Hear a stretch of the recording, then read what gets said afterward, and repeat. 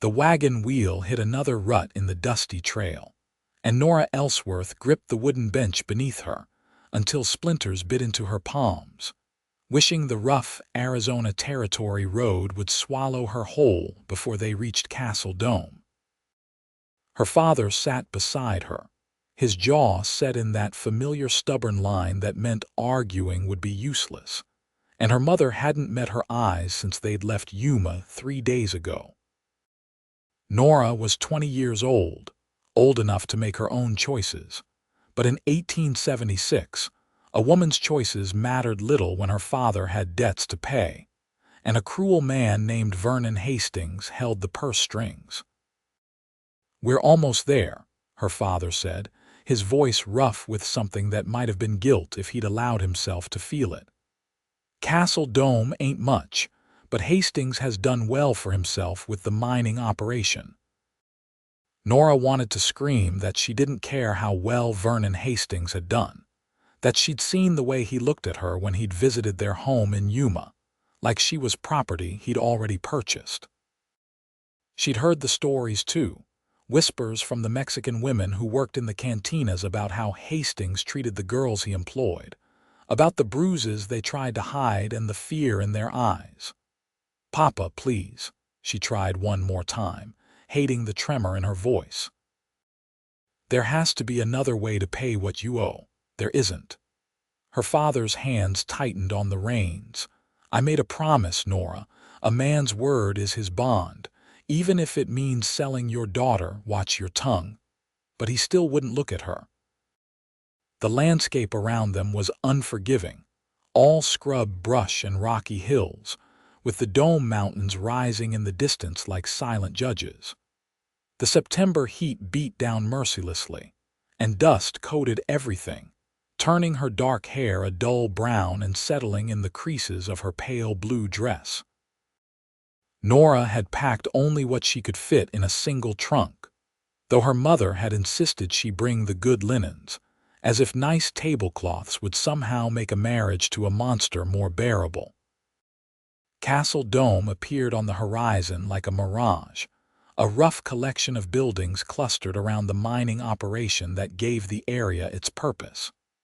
Most of the structures were simple adobe or rough-hewn wood, built for function rather than beauty. The main street, if it could be called that, was a wide dirt path lined with a general store, a saloon, a small church that looked like it had seen better days, and various other establishments that served the miners and the few families who'd settled in this harsh land. Her father guided the wagon toward a large house at the edge of town, easily the finest building Nora had seen since they'd arrived. It was 2 stories, painted white though the dust had dulled it to gray, with a wide porch and real glass windows. Vernon Hastings stood on that porch, waiting, a tall man in his late 30s with slicked-back dark hair and a smile that never reached his cold gray eyes. "Ellsworth," he called out, his voice smooth as oil. "Right on time. I appreciate a man who keeps his word." Nora's father climbed down from the wagon, and she had no choice but to follow, her legs stiff from the long journey. Hastings' gaze slid over her like a physical touch, and she fought the urge to wrap her arms around herself. "Miss Nora," Hastings said, descending the porch steps. He reached for her hand, and she had to force herself not to pull away. His palm was cool and dry, his grip just a shade too tight. "You're even lovelier than I remembered. We'll make quite the pair." "Mr. Hastings," she managed, her voice barely above a whisper. "Come inside," he said, still holding her hand. "I've had rooms prepared. The wedding will be tomorrow. No sense in delaying. Tomorrow." The word hit her like a blow. She'd known it would be soon, but tomorrow felt impossible, like being told she had 1 day left to live. Her mother finally spoke up, her voice thin. "Tomorrow seems rather hasty, Mr. Hastings.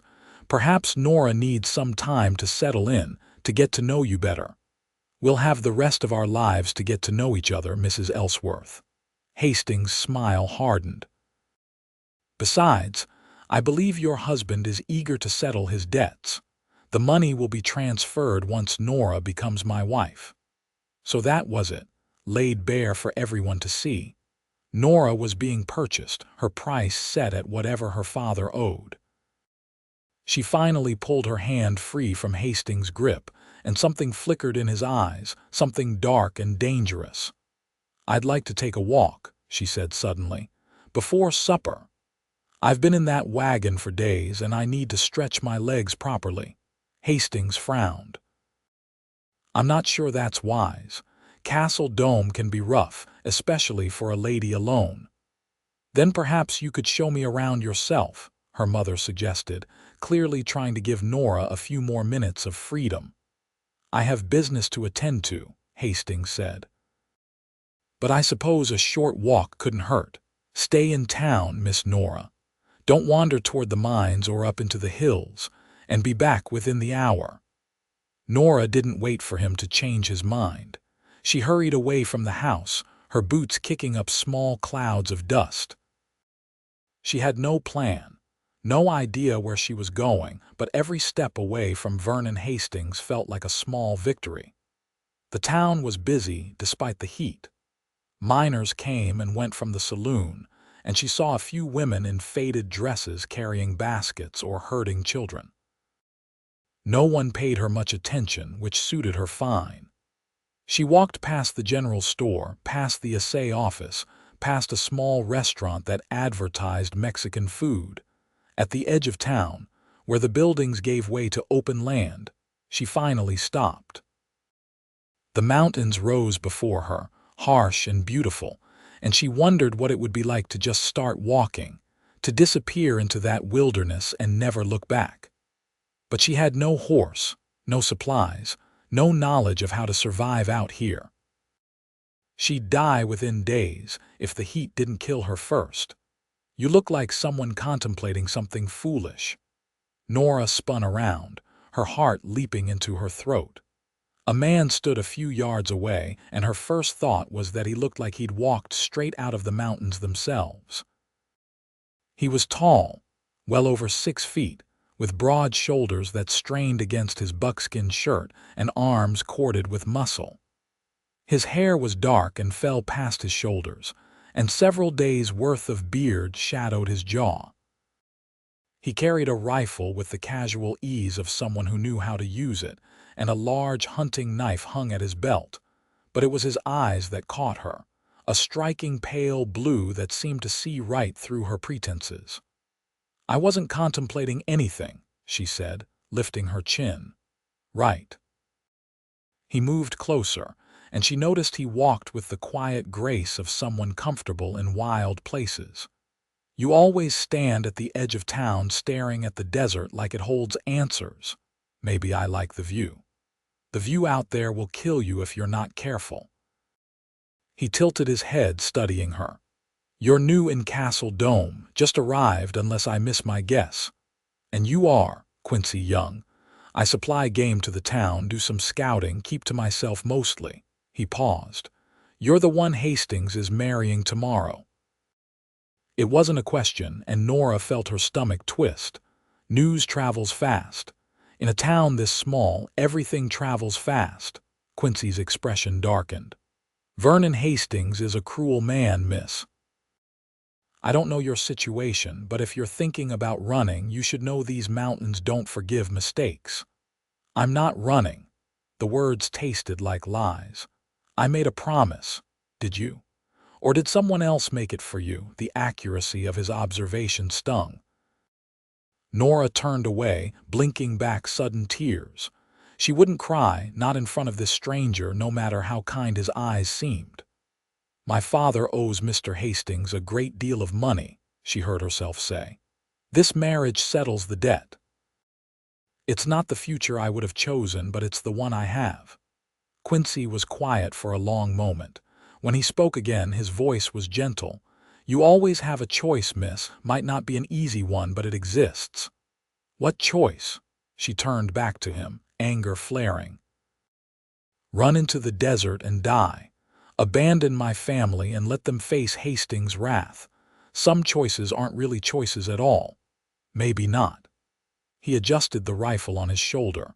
But marrying a man like Hastings when you don't want to, that's giving up before the fight even starts. You don't know anything about me or my situation. I know Hastings. I know what he's capable of. Quincy's jaw tightened. 2 years ago, he brought a girl from Tucson to be his wife. She lasted 6 months before she disappeared.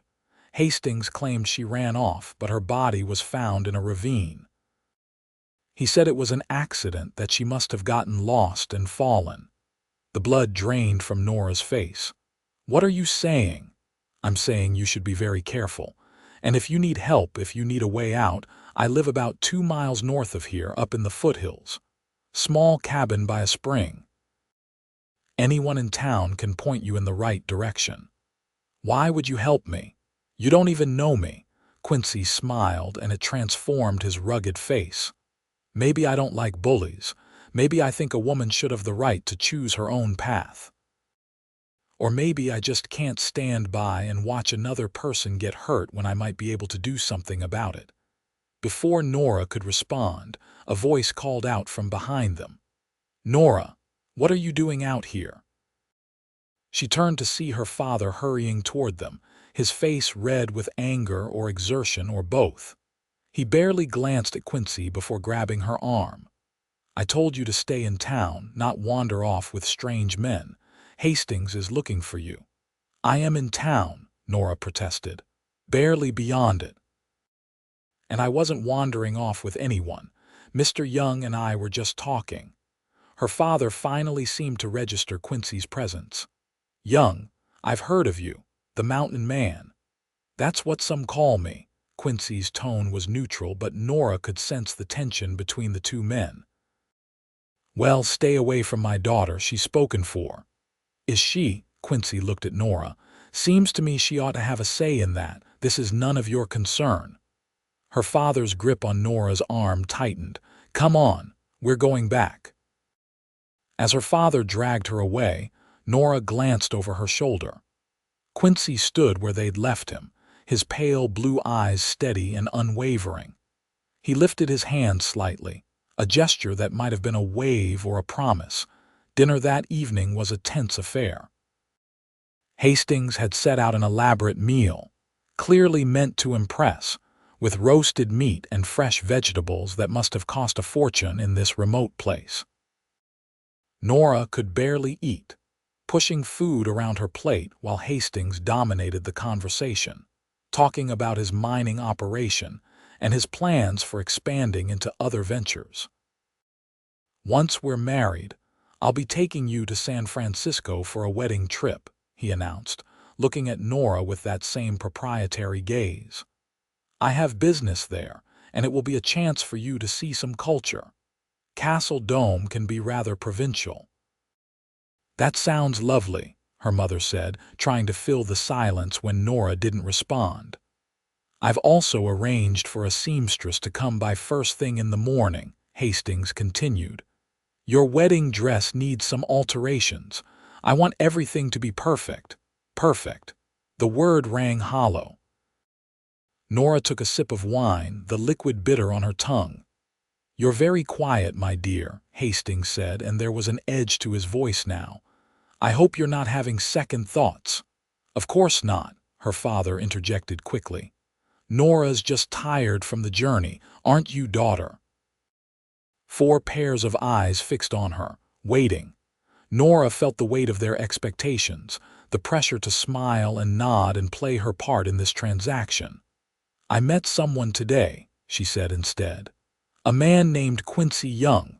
The temperature in the room seemed to drop. Hastings' face hardened, his gray eyes going cold. The mountain man. He said it like a curse. What did he want? Just to talk. He was kind. Kind. Hastings laughed, but there was no humor in it. Quincy Young is a savage, barely better than the Apache who used to raid these parts. He lives like an animal up in those hills, and he's not fit company for a lady. He seemed perfectly civilized to me. Nora, her father said sharply. That's enough. But Hastings held up a hand. No, let her speak. I want to understand my future wife's concerns." He leaned forward, and Nora caught a whiff of his cologne, heavy and cloying. "What did Young say to you?" Nora hesitated. If she mentioned Quincy's warnings about Hastings' previous wife, there would be consequences. She could see it in the set of Hastings' shoulders, the way his hands had curled into fists. "He just told me about the area," she said carefully, "about the dangers of wandering in the desert. Did he?" Hastings relaxed slightly, though suspicion still clouded his features. "Well, he's right about that at least. The desert is dangerous. So are the mountains. People who don't know what they're doing can easily get lost and never be found." The implied threat hung in the air. Nora's mother made a small, distressed sound, and her father cleared his throat. "I'm sure Nora will be perfectly safe with you, Hastings. She's a sensible girl." "I certainly hope so." Hastings raised his wine glass in a mock toast. "To my beautiful bride. Tomorrow will be the beginning of a long and happy life together." Nora didn't sleep that night. She lay in the guest room Hastings had provided, staring at the ceiling and listening to the unfamiliar sounds of the house settling around her. The bed was comfortable, the linens fine quality, but she felt like she was lying in a coffin. Tomorrow. In less than 12 hours, she would stand in that little church and promise to love, honor, and obey Vernon Hastings. She would become his property, bound to him by law and custom. And if Quincy Young's story was true, she might not survive the year. She thought about the first wife, the girl from Tucson whose body had been found in a ravine. Had she lain awake like this on the night before her wedding, sensing the doom that awaited her? Or had she been naive, believing Hastings' promises until it was too late? The moon rose high outside her window, casting silver light across the room. Nora made a decision. She dressed quietly, pulling on her simplest dress and sturdy boots. She wrapped a shawl around her shoulders and gathered a few items into a small cloth bundle. A canteen she'd filled from the pitcher in her room, some bread and cheese she'd hidden from dinner, a box of matches. It wasn't much, probably not enough to survive in the wilderness, but it was all she had. The house was silent as she crept down the stairs. Her parents were sleeping in another guest room, and Hastings had his quarters on the opposite side of the house. She'd memorized the layout during the tour he'd given them, had noted the back door that led from the kitchen to a small garden. Her heart hammered so loudly she was certain someone would hear it, but she made it to the kitchen without incident. The back door was unlocked, and she slipped outside into the cool night air. Castle Dome looked different in the moonlight, almost beautiful in a stark way. The mountains rose like sentinels in the distance, and somewhere out there was Quincy Young's cabin. 2 miles north, he'd said. In the foothills. Nora had never been good with directions, had never navigated by stars or landmarks, but she knew north was to her left when facing the mountains. She started walking. The desert at night was alive in ways she hadn't expected. She heard rustling in the brush, the distant howl of a coyote, the soft hoot of an owl. Every sound made her jump, made her question the wisdom of what she was doing. But every step also took her farther from Vernon Hastings, and that thought kept her moving. She walked for what felt like hours. Her feet ached, and she'd turned her ankle twice on rocks she couldn't see in the shadows. The foothills seemed to get no closer, and she began to wonder if she'd gone in the wrong direction entirely. Then she heard the sound of water, a soft burbling that seemed impossibly out of place in this dry land. She followed it, hope rising in her chest, and found herself at a spring that flowed from between 2 large rocks. And just beyond it, nestled against the hillside, was a small cabin with smoke rising from its chimney. Nora approached slowly, suddenly uncertain. What if this wasn't Quincy's cabin? What if she was about to knock on a stranger's door in the middle of the night? But before she could decide what to do, the cabin door opened and Quincy stood there, silhouetted by the warm light from inside. "Took you longer than I expected," he said calmly, as if women showed up at his door in the middle of the night regularly. "You went east for about a quarter-mile before correcting your course. I've been watching since you passed that big saguaro." "You were watching." Nora didn't know whether to be relieved or offended. "I figured you might run." He stepped aside, gesturing for her to enter. "Come in. You look about ready to fall over." The cabin was small but well kept, with a single room that served as kitchen, living area, and bedroom. A fire burned in the stone fireplace, and animal pelts covered the floor and the simple bed in one corner. Hunting gear hung on the walls, along with what looked like a Mexican saddle and various other supplies. Nora sank into a chair by the fire, her legs trembling with exhaustion and relief. Quincy closed the door and moved to a small stove where a pot of coffee sat warming. "You want some?" he asked, holding up a tin cup. "Please." He poured 2 cups and handed her one before settling into the other chair. They sat in silence for a moment, the only sounds the crackling of the fire and the soft whistle of wind outside. "Thank you," Nora finally said, "for helping me. I didn't know where else to go. You did the right thing." Quincy took a sip of his coffee. "Running from Hastings, I mean. My parents will be frantic when they find me gone, and Hastings will be furious, probably." Quincy didn't seem particularly concerned. "But you'll be alive, which is more than you might have been if you'd stayed. You really think he would have killed me?" "I think Vernon Hastings is a man who needs to control everything around him, and I think he doesn't handle it well when things don't go his way." Quincy's expression grew distant. "I knew his first wife, Clara. Sweet girl, full of life when she first arrived. By the end, she was like a ghost jumping at shadows. The day before she died, I saw her at the general store. She had bruises on her arms, and when I asked if she was all right, she looked terrified, like I'd caught her doing something wrong. A week later, she was dead." Nora felt sick. "Why didn't anyone do anything?" "Like what?" "Hastings owns half the town, employs most of the miners. The law here, such as it is, answers to him. And Clara's family was back east somewhere. They sent someone to investigate, but Hastings paid them off or scared them off. I don't know which." Quincy's hands tightened around his cup. "I swore after that I wouldn't stand by again if I saw someone else in danger. That's why I told you about this place." "What happens now?" Nora heard the fear in her own voice. "Hastings will come looking for me. My father owes him money. They'll think you kidnapped me. Let them think what they want." Quincy met her eyes and she saw steel beneath the kindness. "You came here of your own free will, made your own choice. That's what matters. But where can I go? I can't stay here and I can't go back to Yuma." "Hastings will find me. You can stay here as long as you need to." Quincy stood and moved to a trunk in the corner, pulling out a blanket. "I'll sleep outside, keep watch. In the morning, we'll figure out a plan. I can't ask you to sleep outside your own home." "You're not asking, I'm offering." He handed her the blanket. "Get some rest, Miss Nora. You're safe here." Despite her anxiety, Nora felt her eyes growing heavy. The warmth of the fire, the comfort of the cabin, and the bone-deep exhaustion from her midnight walk all combined to pull her toward sleep.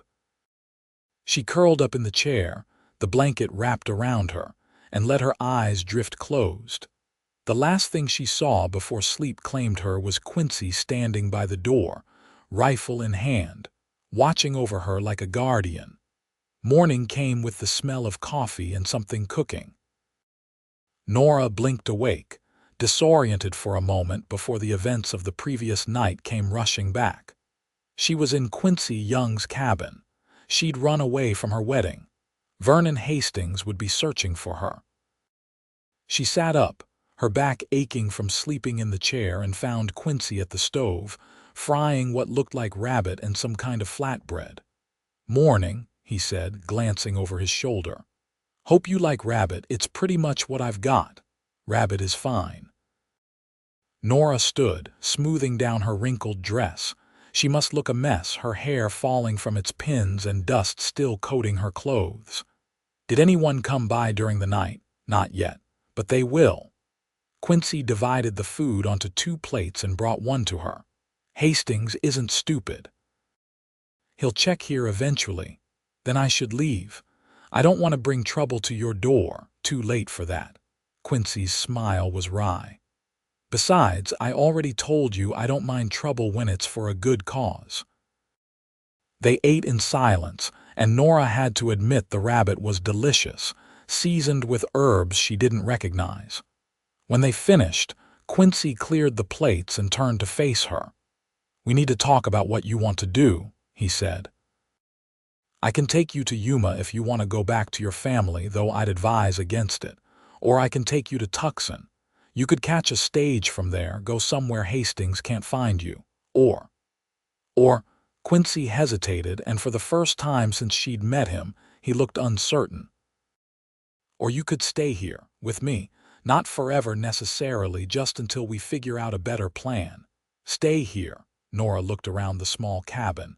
"But there's barely room for 1 person, let alone 2. I could expand the place, add a room." He ran a hand through his long hair. "Look, I know it's not ideal. I'm a stranger and this isn't the life you were raised for. But if you go back to Yuma or even to Tucson, Hastings will track you down. He's got connections throughout the territory.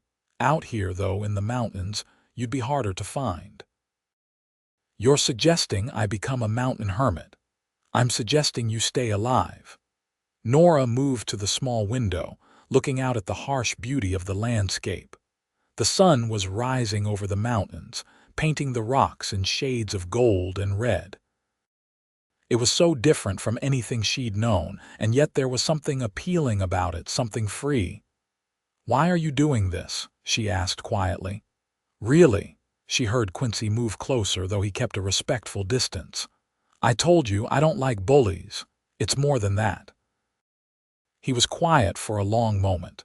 "Maybe it is," he admitted. "Maybe I'm tired of being alone up here. Maybe I see someone who needs help and I remember what it's like to need help and not get it. Or maybe I just think you deserve better than Vernon Hastings." Before Nora could respond, she heard the sound of horses approaching. Multiple horses moving fast.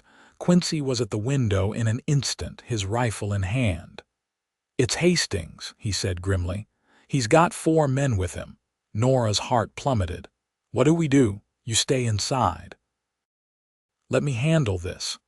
I won't let you fight my battles for me." Quincy turned to look at her, and something fierce and protective flashed in his pale blue eyes. "Maybe not, but I'm not letting him take you without giving you a choice." He moved to the door, then paused. "When he gets here, when he demands you come back, I want you to think about what you really want. Not what your father wants, not what society expects, but what you want. And then you make your choice. I'll stand by whatever you decide." The horses pulled to a stop outside, and Nora heard Hastings' voice, sharp with anger. "Young, send her out. I know she's in there." Quincy opened the door and stepped outside, his rifle held casually but ready. Nora moved to the window where she could see but hopefully not be easily spotted. Hastings sat on a fine black horse, dressed in a tailored suit that looked absurdly out of place in the wilderness. The 4 men with him were rough types, miners by the look of them, all armed. Her father was there too, looking pale and sick. "Hastings," Quincy said, his voice calm. "You're on my land." "Your land," Hastings sneered. "You're a squatter, Young. This land belongs to whoever's strong enough to hold it. Then I guess it's mine." "Where's Nora?" Her father urged his horse forward. "Please, if she's here, send her out. We can talk about this." "Can we?" Quincy's gaze never left Hastings. "Because from where I'm standing, there's not much to talk about. Your daughter didn't want to marry this man and she left. That's her right. "She's my daughter," her father said desperately. "She's barely more than a child. She doesn't know what she's doing." "I'm 20 years old," Nora called out before she could stop herself. She moved to the door, standing just behind Quincy. "And I know exactly what I'm doing." Hastings' face darkened when he saw her. "Nora, come here, now." "No." The simple words seemed to shock everyone. Her father's mouth opened and closed, and even Quincy glanced at her with something like pride in his eyes. "What do you mean, no?" Hastings' voice was dangerously quiet. "I mean I'm not marrying you, Mr. Hastings. I'm sorry for the inconvenience, and I'm sorry about my father's debt, but I won't bind myself to you for the rest of my life. Your father promised. My father had no right to promise away my future." Nora stepped fully outside, drawing strength from Quincy's solid presence beside her. "I'm grateful for everything my parents have done for me, but this is one sacrifice I can't make." "You ungrateful little—" Hastings cut himself off, clearly trying to maintain some veneer of civility. "Your father owes me $5,000. If you don't marry me, I'll see him in prison." "Then send him to prison." The words hurt, but Nora forced them out. "I won't let him sell me to save himself." Her father made a strangled sound. "Nora, please, you don't understand what you're saying." "I understand perfectly." She looked at her father, this man who'd raised her, taught her to read, told her stories when she was small. "I love you, Papa, but I won't do this." "This is all very touching," Hastings said coldly, "but it doesn't change anything. You made an agreement, Ellsworth. You owe me money or your daughter. I'm not leaving without one or the other. You're leaving without either." Quincy's voice cut through the tension like a knife. "Miss Nora has made her choice. She's staying here." "With you?" Hastings laughed harshly. "A mountain savage living in a shack. You can't seriously think that's a better option than marrying me." "I do, actually." Nora felt a strange calm settling over her.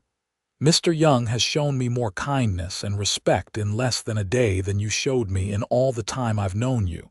So yes, I'd rather stay here." Hastings' hand moved toward the gun at his hip, and instantly Quincy's rifle came up, trained on the other man's chest. "I wouldn't," Quincy said softly. "You might get your gun clear, might even get a shot off, but I promise you won't like what happens next." The four miners shifted nervously, their hands moving away from their own weapons. They might be loyal to Hastings' money, but they weren't stupid enough to start a gunfight with a man like Quincy Young. "This isn't over," Hastings said, his gray eyes full of cold fury. "You think you can steal from me and get away with it? I own this territory, Young. I own the law, I own the mines, I own the very ground you're standing on." "You don't own me," Nora said. "You never did." For a long moment, Hastings stared at her, and Nora saw the naked rage in his face, the desire to hurt her, to punish her for defying him. Then he jerked his horse's reins, wheeling the animal around. "You'll regret this," he said. "Both of you, I'll make sure of it." He spurred his horse into a gallop, and after a moment's hesitation, the four miners followed. Only Nora's father remained, sitting slumped in his saddle. "Papa," Nora said, taking a step toward him. He held up a hand, stopping her. Just don't." His voice was thick with emotion. "You've made your choice, Nora. I hope it was worth it." He turned his horse and rode away, following Hastings back toward Castle Dome. Nora stood watching until they disappeared from sight, feeling tears stream down her face.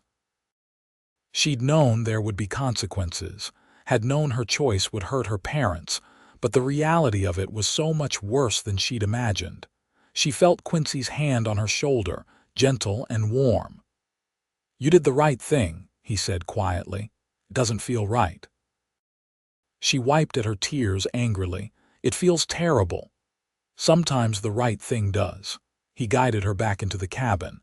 "But you're free now, Nora. That's worth something." Was it? Nora sank into the chair by the fire, emotionally exhausted. She was free from Vernon Hastings. Yes, but she'd lost her family, had no money, no prospects, nothing but the clothes on her back and the charity of a man she barely knew. "What happens now?" she asked. Quincy sat across from her. "Now we figure out how to build a life. Together if you're willing." "Together?" Nora looked up at him. "You mean stay here with you if you want. I know it's not ideal. This cabin is small and the life is hard. I hunt and trap, sell the pelts and meat in town. It's not much, but it's honest work and it's enough to get by." He leaned forward, his pale blue eyes earnest. "I can build you a proper room, give you privacy. And there'd be no expectations, Nora. You'd be free to leave whenever you wanted. I'd just like the chance to show you that not all men are like Hastings." Nora studied him, this man who turned her world upside down in less than a day. He was rough around the edges, his clothes worn and his cabin primitive, but there was an honesty to him that Vernon Hastings, with all his money and fine manners, had lacked. And those eyes, those startling blue eyes, held a kindness that made something warm unfurl in her chest. "Why?" she asked. "Why do you care what happens to me?" Quincy was quiet for a moment, and when he spoke, his voice was softer than she'd heard it before. "Because from the moment I saw you standing at the edge of town, looking at those mountains like they might save you, I knew you were special. I knew you deserved better than what life had handed you. And maybe, just maybe, I thought you might be someone worth knowing." Heat flooded Nora's cheeks. No one had ever spoken to her like that before, with such simple sincerity. Her parents had loved her in their way, but it had always been a conditional love, tied to her obedience and her usefulness. And Hastings had only wanted her as a possession, a pretty thing to own. But Quincy looked at her like she was a person, complete and valuable in her own right. "I'll stay," she said. "For now, at least, until I figure out what comes next." Quincy's smile was like the sun breaking through clouds. "Good, that's real good." The next few days fell into a rhythm that surprised Nora with its ease. Quincy was up before dawn each morning, checking his traps and hunting for game. Nora used the time to explore the cabin and the area around it, marveling at how different everything was from her life in Yuma. She'd been raised to be a proper lady, taught needlework and piano, how to manage a household and entertain guests. None of those skills seemed particularly useful here, where survival meant knowing how to skin a rabbit and start a fire. But Quincy proved to be a patient teacher, showing her how to prepare the game he brought back, how to identify edible plants, how to read the weather in the shape of the clouds. "You're a quick learner," he said one afternoon as she successfully started a fire with flint and steel on her third try. "Most people take weeks to get the hang of that. I had a good teacher." Nora sat back on her heels, pleased with herself. "Though I have to admit, this is not what I expected my life to look like when I woke up a week ago. Regrets?" She considered the question honestly. Her parents had sent a letter via one of the miners who was friendly with Quincy, begging her to reconsider, to come home and make things right with Hastings. She'd written back explaining that she couldn't, that she hoped they'd understand someday, but she'd had no response. "Some," she admitted. "I miss my mother, and I worry about my father, about what Hastings will do to him." "Your father's a grown man," Quincy said gently. "He made his own choices just like you made yours. You can't sacrifice yourself to fix his mistakes. I know, it just hurts." "It should." "That means you've got a good heart." Quincy added another log to the fire she'd built. "But don't let that good heart make you doubt your decision. You chose freedom over safety, courage over comfort. That takes strength." Nora looked at him, at this man who seemed to see the best in her even when she struggled to see it herself. Over the past few days, she'd noticed things about him. The gentleness in his hands despite their strength, the way he hummed while he worked, the rare but genuine smiles that transformed his rugged face. He was nothing like any man she'd ever known, and she found herself thinking about him at odd moments, wondering what he was doing when he was out hunting, looking forward to his return. "Can I ask you something?" she said. "Anything. Why do you live up here alone?" "You seem like someone who could make a life in town if you wanted to." Quincy's expression grew distant. "I tried that once, living in civilization, following rules someone else made up. Didn't take to it." He poked at the fire with a stick. "I came west after the war. Fought for the Union, saw too much death, too much cruelty. When it ended, I couldn't go back to my old life. Couldn't pretend that everything was normal after what I'd seen. So you came here, wandered for a while first.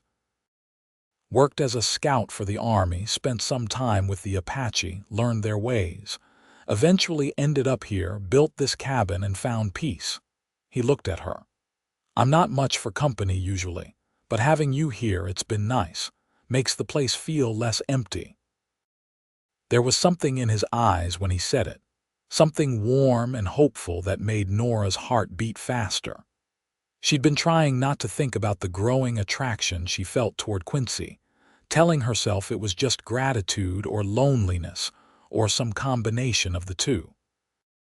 But sitting there with him, the firelight dancing across his face, she couldn't deny it anymore. She was falling for him. The realization should have terrified her. She'd just escaped one unwanted marriage. The last thing she should want was to entangle herself with another man. But Quincy was different. He'd given her a choice, asked for nothing in return for his help, treated her with a respect that made her feel valued rather than possessed. "It's been nice for me too," she said softly. "Being here, I mean, with you." Their eyes met, and something passed between them, an understanding that went beyond words. Quincy reached out, his hand hovering near hers, giving her the chance to pull away if she wanted. She didn't want to. His hand closed over hers, warm and calloused, and Nora felt a spark of something electric race up her arm. They sat like that for a long moment, hands clasped, the fire crackling beside them and the vast wilderness spread out all around. Then Quincy cleared his throat and gently released her hand. "I should get to work on that addition," he said, his voice slightly rough. "Give you some proper space." "You don't have to, I want to." He stood, and Nora could see the tension in his shoulders. "You deserve privacy, a place that's yours." He was being honorable, Nora realized. Keeping his distance, even though she could see in his eyes that he felt the same pull she did. The knowledge made her respect him even more, even as she wished he'd stayed beside her a little longer. Over the next week, Quincy worked on expanding the cabin. He cut logs from the surrounding forest, fitting them together with impressive skill. Nora helped where she could, learning how to mix mud for chinking the gaps between logs and how to split shingles for the roof. It was hard work, harder than anything she'd done before, and she fell into bed exhausted each night. But it was also satisfying in a way her old life had never been. She could see the progress they made each day, could point to the walls rising and know that she'd had a hand in building them. They talked as they worked, sharing stories from their pasts. Nora learned that Quincy had grown up in Missouri, the youngest of 3 brothers. His family had farmed wheat, and he'd expected to do the same until the war came and changed everything. "My brothers both died at Shiloh," he said one afternoon, his hands never stopping their work as he spoke. "Same battle, different days. My ma got both telegrams within a week of each other. It broke her. She passed not long after. I'm so sorry. It was a long time ago." But she could hear the grief still lingering in his voice. "Pa tried to keep the farm going, but his heart wasn't in it. Last I heard, he'd sold out and moved to Kansas to live with my ma's sister. Haven't seen him in 7 years. You miss him, sometimes. But I'm not the son he remembers, and he's not the father I knew. The war changed us both too much." Quincy hammered in another nail. What about you? What was your life like before all this?" Nora told him about growing up in Yuma, about her father's store that had done well until he started gambling, about her mother's increasing anxiety as their financial situation worsened. She told him about the piano lessons and the sewing circles, the carefully maintained facade of respectability even as everything crumbled behind closed doors.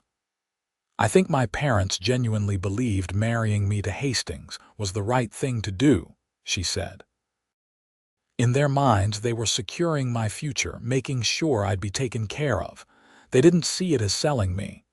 But that's what it was." Yes, Nora measured a length of rope for tying down the roof tarp they were using until the shingles were complete.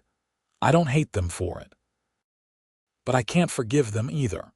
Not yet. Maybe someday, maybe." 3 weeks after Nora had run from her wedding, the addition was complete.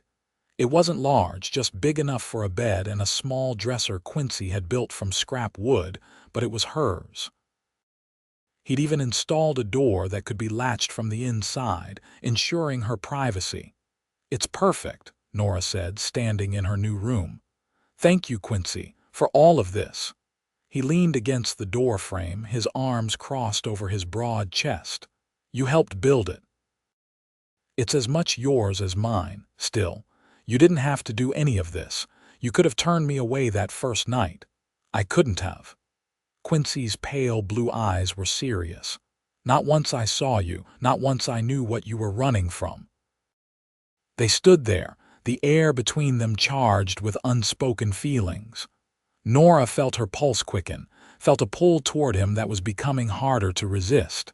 She took a step forward, then another, until she was close enough to touch him. "Quincy," she said, her voice barely above a whisper.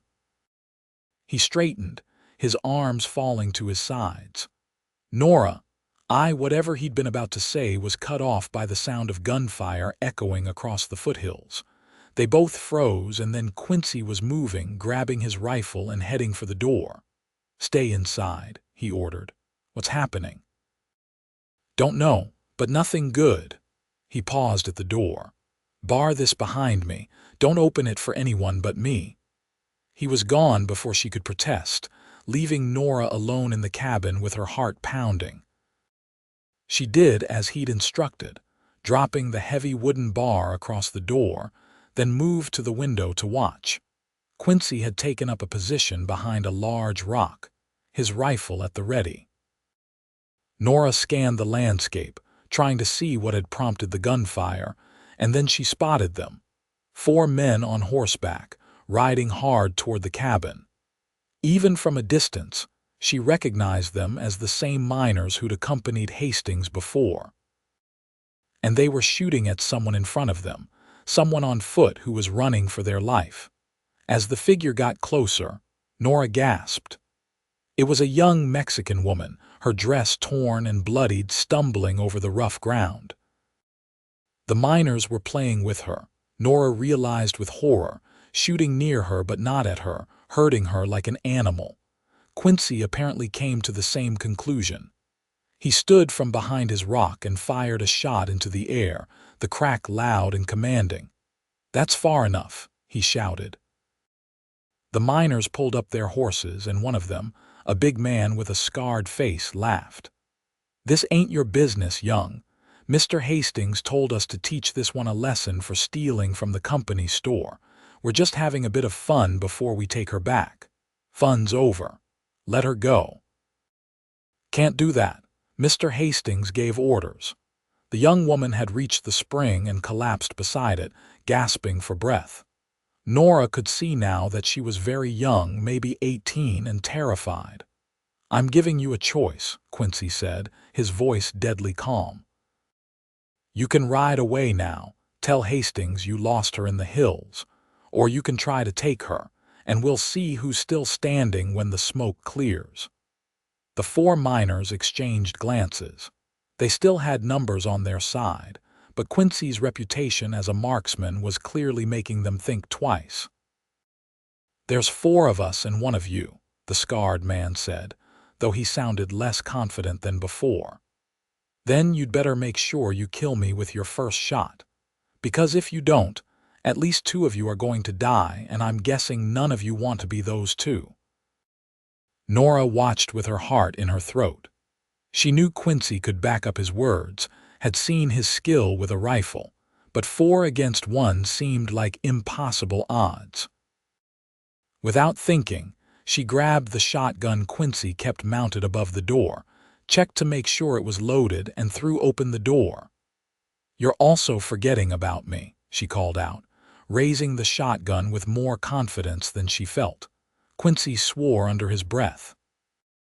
"Nora, get back inside." "No." She moved to stand beside him, the shotgun heavy in her hands but steady. "I'm tired of hiding while other people fight my battles." The miners shifted nervously. 2 against 4 were still good odds, but the presence of the shotgun, which could scatter shot in a wide pattern, changed the equation. "This is crazy," one of the other miners muttered. "It ain't worth dying over," Mr. Hastings said. "I don't care what Hastings said." The miner wheeled his horse around. "I signed on to work in the mines, not get shot by some mountain man. I'm out." He spurred his horse and rode off. After a moment, 2 of the others followed. Only the scarred man remained, his face dark with anger. "This ain't over," he snarled. "Mr. Hastings is going to hear about this." "I'm sure he will." Quincy kept his rifle trained on the man. "Now ride." The miner glared at them for a long moment, then jerked his horse around and galloped after his companions. Quincy immediately turned to Nora. "What were you thinking?" "You could have been killed, so could you? I wasn't going to just stand by and watch." She lowered the shotgun, her hands starting to shake now that the danger had passed. "Are you angry?" Quincy stared at her, and then, to her surprise, he laughed. "Angry, no. Terrified for you, yes. But not angry." He took the shotgun from her and set it aside, then pulled her into a brief, fierce hug. "You're something else, Nora Ellsworth." The hug ended too quickly, and Quincy released her to hurry over to where the young woman lay by the spring. Nora followed, kneeling beside her. "You're safe now," Quincy said gently in Spanish. "They're gone." The woman looked up at them with dark, pain-filled eyes. "They were going to kill me," she whispered, also in Spanish. "I took food because my family is hungry and they were going to kill me. We won't let that happen." Nora smoothed the woman's sweat-soaked hair back from her face. "Can you walk? Let's get you inside." Between them, they got the young woman into the cabin and settled in a chair. Quincy fetched water while Nora examined her injuries. Most were minor, scrapes and bruises from running through the rough terrain, though she had a nasty gash on her arm that would need tending. "I'm Nora," she said in her passable Spanish. "This is Quincy. What's your name?" "Rosa." The young woman drank the water Quincy offered in desperate gulps. Thank you for saving me." "Where's your family?" Quincy asked. "In the workers' camp near the mines. My father and brothers work for Mr. Hastings, but the pay is poor and the food he provides is worse. I thought if I could take just a little from the store, enough to help, it would be all right, but they caught me. And Hastings ordered them to hunt you down for stealing food." Disgust colored Quincy's voice. "That sounds like him." They cleaned and bandaged Rosa's wounds, and Nora gave her some of the bread and dried meat they had. The young woman ate like she was starving, which she probably was if conditions in the mining camp were as bad as she said. "You can't go back there," Nora said. "If you do, Hastings will make an example of you. But my family will figure something out." Quincy glanced at Nora, and she saw her own determination reflected in his eyes. Maybe it's time someone stood up to Vernon Hastings properly.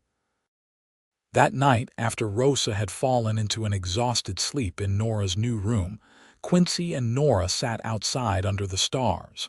The desert night was cool and clear, the Milky Way a bright river across the black sky. "We've made an enemy," Nora said quietly. "Hastings won't forgive this." We made him an enemy the moment you chose not to marry him." Quincy was quiet for a moment. "But you're right. He'll come after us now, try to force our hand. What do? We stand our ground. And we help Rosa's family get away from him." Quincy looked at her. "That is, if you're willing to fight this fight. I won't force you into it." Nora thought about Rosa's terrified face, about the bruises Quincy said Clara had worn, about all the people suffering under Vernon Hastings' cruelty. She thought about her own near escape and how different her life would be now if she'd gone through with that wedding. "I'm willing," she said. "Someone needs to stop him." Quincy reached over and took her hand, lacing his fingers through hers. It felt natural now, this casual touching, these small intimacies that had developed between them. "You're the bravest person I've ever met," he said. "I'm not brave, I'm just tired of being afraid. That's what bravery is, being afraid and doing the right thing anyway." He squeezed her hand. "We'll figure this out, Nora. Together. Together." The word had never sounded so good. Over the next week they worked on a plan. Quincy made discreet inquiries in town, talking to miners who were unhappy with their treatment, finding out who might be willing to testify against Hastings if given protection. Nora, meanwhile, befriended Rosa and learned more about conditions in the camp. The picture that emerged was grim. Hastings paid his workers barely enough to survive and charged them exorbitant prices at the company store. Anyone who complained was fired or worse, and their families were evicted from the camp with nowhere to go. It was a system designed to keep people trapped and desperate. "There's got to be 50 families in that camp," Rosa said one evening as she helped Nora prepare dinner. "All of them would leave if they could, but they have nowhere to go and no money to get there." "What if they had both?" Nora looked at Quincy. "What if we could help them get out?" "That's a tall order. We're talking about transporting dozens of people, maybe 100 or more if you count children. We'd need wagons, supplies, a destination." "What about Tucson? You said it's only a few days' ride." "It is, but Hastings has influence there too." Nora refused to be discouraged. "Then what about further north? Prescott maybe, or even up to Flagstaff. There are other mines, other opportunities. These people are hard workers, they just need a fair chance." Quincy considered it. "It's possible. I know some folks in Prescott, a mining operation that treats its workers decent. They're always looking for experienced men." He scratched his jaw thoughtfully. "We'd need help, though. This isn't something 2 people can manage alone." "3 people," Rosa interjected. "I can help too." "3 people, then." Quincy smiled. "All right, let's say we can figure out the logistics. There's still the problem of Hastings. He's not going to just let his workforce walk away. So we need to distract him." Nora's mind was racing now, pieces of a plan falling into place.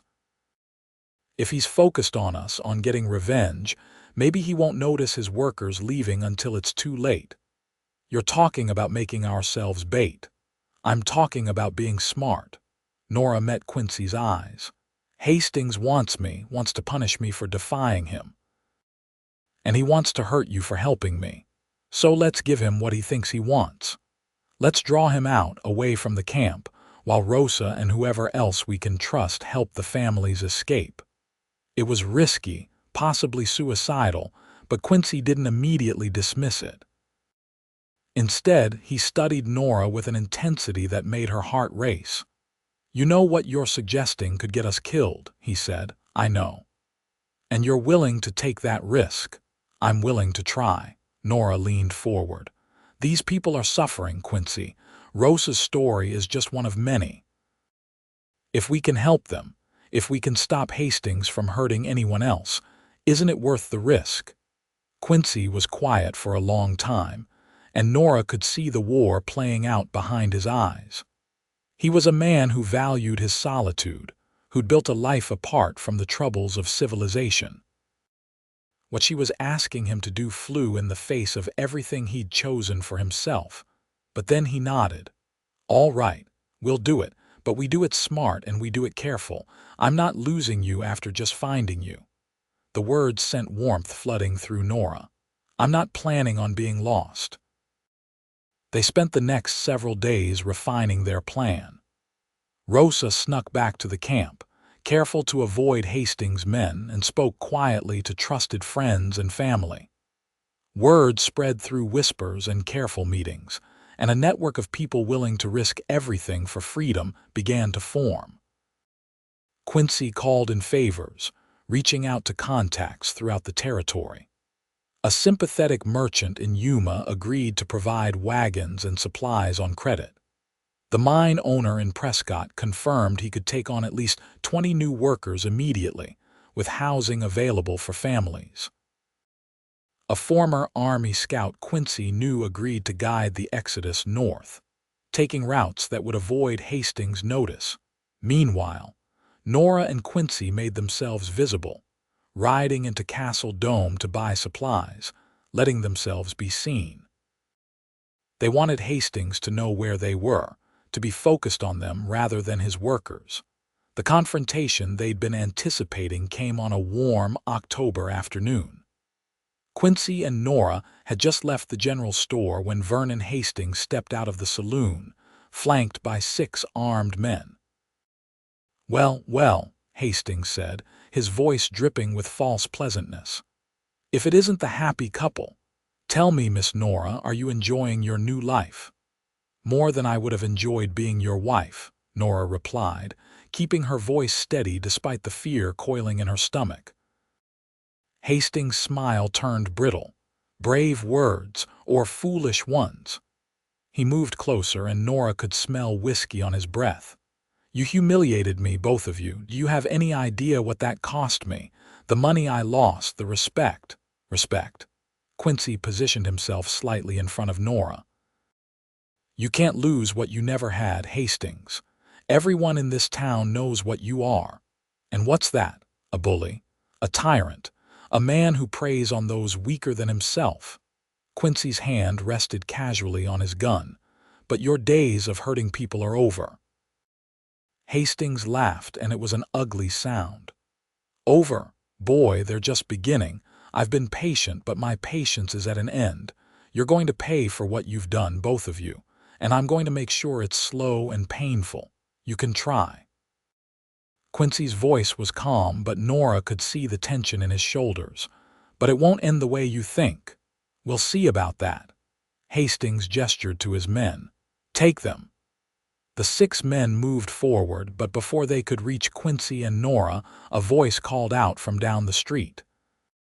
"I wouldn't do that if I were you." Everyone turned to see the sheriff of Yuma standing there, along with 2 deputies and, surprisingly, Nora's father. The sheriff was an older man with steel-gray hair and a reputation for fairness, though Nora had wondered if Hastings' influence extended to him as well. "This is none of your concern, Sheriff," Hastings said, though some of his confidence had faded. "Actually, it is." The sheriff walked forward, his deputies flanking him. "I've been hearing some troubling stories about conditions at your mining camp, Hastings. Decided to come see for myself.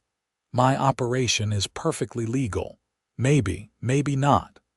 The sheriff glanced at Nora's father.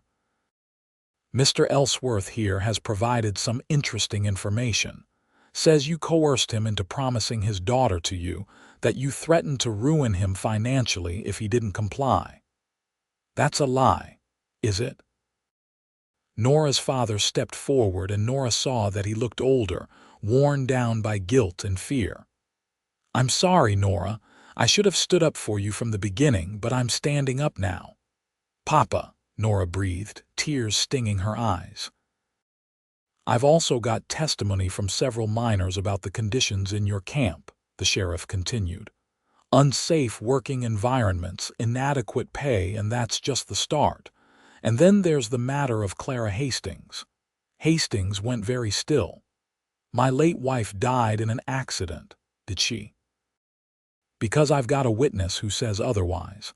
Says she came to you the night before she died, begging for help, covered in bruises, says she was afraid of her husband. The sheriff's eyes were hard.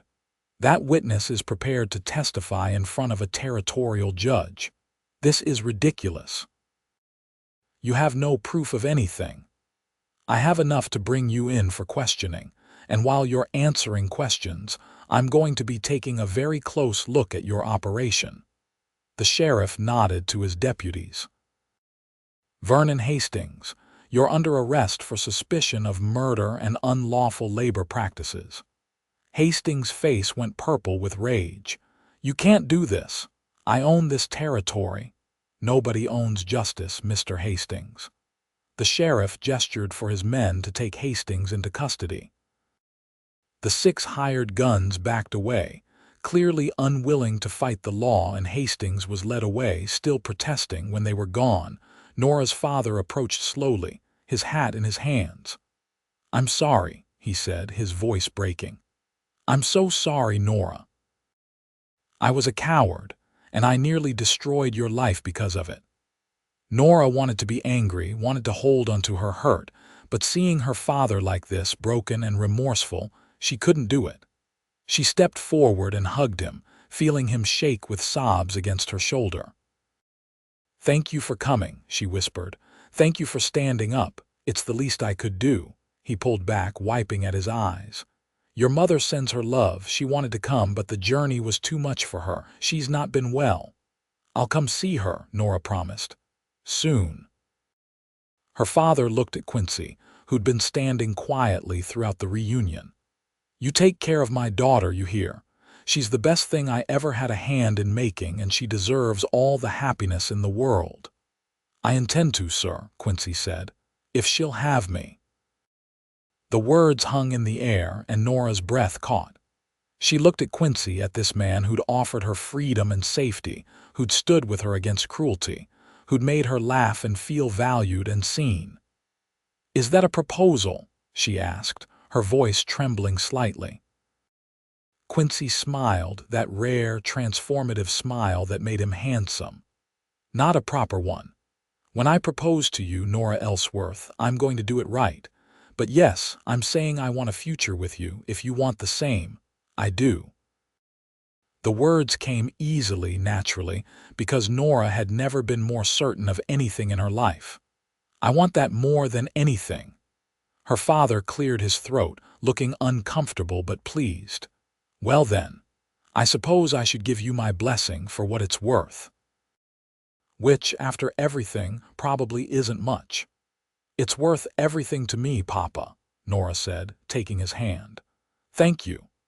With Hastings under arrest and an investigation underway, the escape plan for the mining camp families proceeded smoothly. The workers, no longer under Hastings' thumb, were free to leave, and many did. Some took Quincy up on his offer of work in Prescott, while others struck out for different opportunities. Rosa's family was among those who left, heading to Tucson, where Rosa's uncle had a small farm. Before they departed, Rosa hugged Nora tightly. You saved my life, she said. I'll never forget that. You saved mine too, Nora replied, by reminding me what's worth fighting for. As the wagons rolled out, carrying families toward new lives and new hope, Nora stood with Quincy on a ridge overlooking Castle Dome, watching the sun set over the desert. Things are going to be different now, she said. Without Hastings controlling everything, different can be good. Quincy slipped an arm around her waist, and Nora leaned into his warmth. The town might actually have a chance to be something decent. And us? What chance do we have? He turned her to face him, his pale blue eyes serious. Every chance in the world if you want it. I meant what I said, Nora. I want to build a life with you. A real life with a proper wedding and a future we make together. I want that too. Nora reached up to touch his face, feeling the rough stubble under her fingers. I love you, Quincy Young. I think I have since the moment you offered me a choice. I love you too. He bent his head and kissed her, gentle at first, then deeper as she responded. It was a kiss full of promise and passion, a beginning rather than an ending. When they finally pulled apart, both breathing hard, Quincy rested his forehead against hers. "Marry me," he said. "Properly this time. Let me spend the rest of my life making you happy." "Yes," Nora whispered. 1,000 times yes. They were married a month later in the little church in Castle Dome, with half the town in attendance. Nora wore a simple dress she'd sewn herself from fabric Quincy had bought in Yuma, and she carried wildflowers he'd picked that morning. Her parents were there, her mother crying happy tears, her father looking proud. The charges against Hastings had stuck. He'd been convicted of Clara's murder and numerous labor violations, and was serving a long sentence in the territorial prison. His mining operation had been seized and sold, the profits distributed among the workers he'd exploited. Justice, imperfect but real, had been served. As Nora and Quincy exchanged vows, promising to love and cherish each other for all their days, Nora thought about how different this moment was from what it might have been. She could have been standing here with Vernon Hastings, trapped in a nightmare marriage, her spirit slowly crushed under the weight of his cruelty. Instead, she was marrying a man she loved, a man who'd given her the greatest gift possible, the freedom to choose her own destiny. "I now pronounce you man and wife," the minister said. "You may kiss your bride." Quincy did, lifting her off her feet as the congregation cheered. Nora laughed against his mouth, dizzy with happiness. "I love you, Mrs. Young," Quincy whispered. "I love you too, Mr. Young." She kissed him again. "Now take me home." Home was the cabin in the foothills, though Quincy had expanded it considerably over the past month. It now had 3 rooms plus a real kitchen, and he'd promised to add more as needed. It was still rustic by most standards, but to Nora, it was perfect. Their wedding night was everything she'd dreamed of and more. Quincy was gentle and patient, treating her with a reverence that made her feel cherished. They made love slowly, learning each other's bodies, whispering words of love between kisses and caresses. Afterward, as they lay tangled together in the darkness, Nora traced the scars on Quincy's chest, remnants of his time in the war. "You ever regret it?" she asked. "Saving me, I mean. Your life was peaceful before I came along. Peaceful isn't the same as happy." Quincy caught her hand and brought it to his lips. "I didn't realize how lonely I was until you showed up and made everything brighter. So no, I don't regret it, not for a second." "Good." Nora snuggled closer. "Because I have plans for us, Quincy Young, big plans." "Oh, should I be worried?" "Maybe a little." She smiled against his skin. "I want to help people, like we helped Rosa and her family.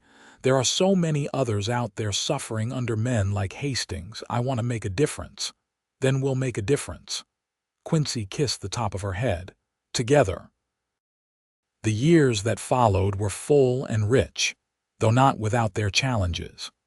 Quincy continued his work as a hunter and scout, but he also became something of a protector for those who couldn't protect themselves.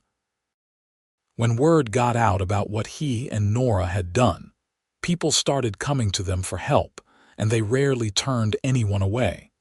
Nora discovered she had a talent for organization and advocacy. She worked with the new sheriff to improve conditions for workers throughout the territory, and she helped establish a school for the children of mining families. She also reconciled fully with her parents, visiting them often in Yuma and caring for her mother through a lengthy illness. 2 years after their wedding, Nora gave birth to a son they named Thomas, after Quincy's father. He had his mother's dark hair and his father's striking blue eyes, and he was the joy of their lives. 3 years later, a daughter followed, Catherine, who was headstrong and adventurous from the day she was born. The cabin grew to accommodate their expanding family, becoming a real house with multiple bedrooms and even a parlor where Nora held meetings with other women working for social reform. It was never fancy, but it was filled with love and laughter, and that was all that mattered. On their 10th wedding anniversary, Quincy took Nora back to the spot where they'd first met, at the edge of Castle Dome. The town had changed dramatically in the decade since Hastings' arrest. It was more prosperous now, with fair labor practices and a sense of community that hadn't existed before. "You remember what I said to you here?" Quincy asked, holding her hand as they looked out over the desert. "You said I always have a choice," Nora replied. "And that marrying Hastings was giving up before the fight even started. You chose to fight. You chose freedom." He turned to face her. "And you chose me. I've never stopped being grateful for that." "I chose love," Nora corrected gently. "Everything else flowed from that. Love for myself, for you, for the life we could build together." She thought about everything they'd been through, all the obstacles they'd overcome. It hadn't always been easy, but it had always been worth it. They'd built something real and lasting, a partnership based on mutual respect and deep affection. "I'd choose you again," she said. "1,000 times over I'd choose you." Quincy pulled her close, and they stood there as the sun set, painting the desert in shades of gold and crimson. Their children were back at the house with their grandmother, who'd moved in with them after Nora's father passed. Tomorrow, they'd return to the busy fullness of their lives, to the work and the worry and the joy of family. But for now, in this moment, it was just the two of them, two people who'd found each other against all odds and built a love that would last a lifetime. "Thank you," Quincy said softly, "for taking a chance on a rough mountain man." Nora laughed. "Thank you for offering me a choice. For seeing me when no one else did. For loving me exactly as I am." "Always," Quincy promised and kissed her as the stars began to appear overhead, the same stars that had witnessed their beginning and would shine over all their tomorrows. Years continued to pass, and their love only deepened. Thomas grew into a fine young man, strong and capable like his father, but with his mother's compassionate heart. He became a lawyer, using his education to help those who couldn't afford legal representation. Catherine followed in her parents' footsteps more directly, becoming a teacher and advocate for women's rights, eventually marrying a kind doctor and giving Nora and Quincy 3 beautiful grandchildren. Quincy's hair turned silver, and Nora's developed threads of gray, but they still walked together each evening, still held hands and shared their thoughts and dreams. They'd built not just a house but a legacy, a reminder that love freely chosen was stronger than any chain of obligation. On quiet nights when the house was full of visiting children and grandchildren, Nora would sometimes catch Quincy's eye across the room, and they'd share a smile that held decades of memories. They'd remember that first meeting, the desperate flight to his cabin, the choice that changed everything. And they'd remember that sometimes, the bravest thing you can do is choose your own happiness, even when the world tells you to do otherwise. Vernon Hastings died in prison, largely forgotten except as a cautionary tale about the dangers of unchecked power and cruelty. His name became synonymous with injustice in the territory, while Quincy and Nora's names were spoken with respect and affection. But they didn't do the work for recognition or fame. They did it because it was right, because they'd been given a second chance at life and wanted to ensure others had the same opportunity. As Nora and Quincy grew old together, their bond remained as strong as ever. They were true partners in every sense, facing each challenge and celebrating each triumph side by side. And when people asked them the secret to their long, happy marriage, they always gave the same answer. "We chose each other freely," Quincy would say. "And we keep choosing each other every single day," Nora would add. It was a simple truth but profound. Love wasn't just a feeling or a moment. It was a choice made again and again, through good times and bad, through easy days and hard ones.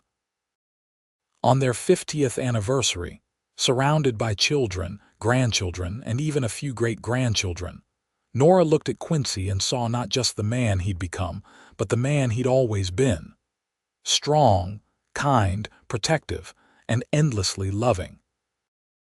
"I'd do it all again," she said, loud enough for everyone to hear.